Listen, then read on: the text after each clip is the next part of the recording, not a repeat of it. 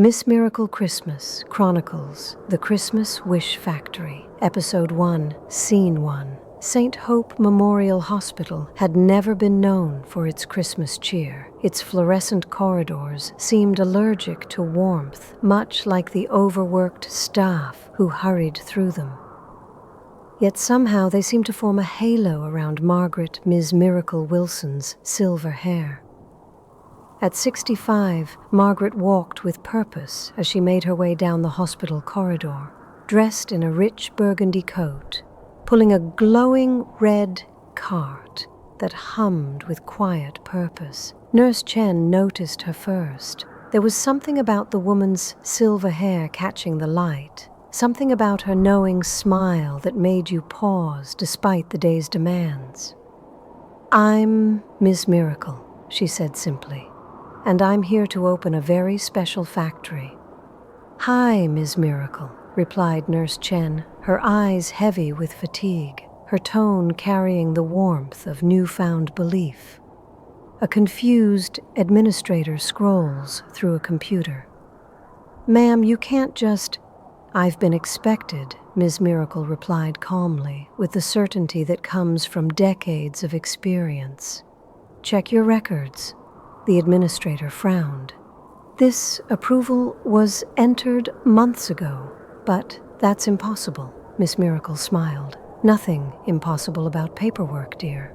No one remembers hiring her. No one remembers approving her project. And yet, somehow, the paperwork is always in order, the first small miracle, bureaucracy that bends toward compassion.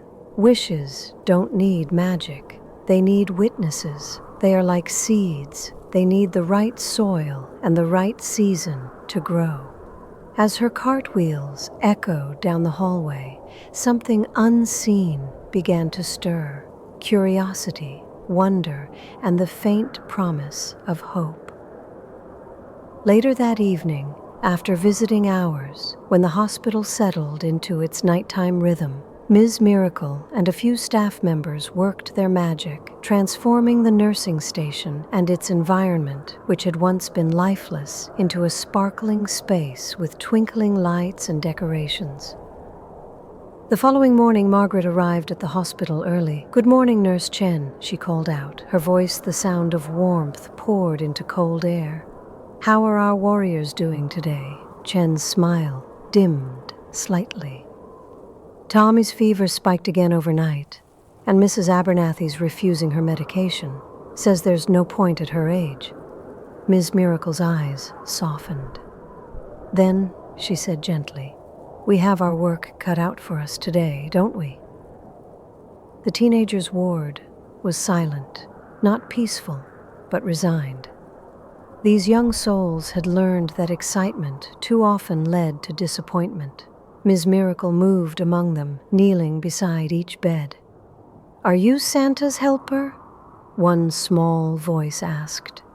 "I help wishes find their way," she replied, folding a sheet of paper into a perfect star that shimmered with impossible light. One by one, they gathered around her, the ward filled with laughter, curiosity, breaking through their practiced indifference. As laughter bloomed where silence had ruled, Ms. Miracle knew it was time to show them how to catch their wishes before they drifted away. Hit like, comment with your thoughts, and subscribe for more royal content. See you in Scene 2.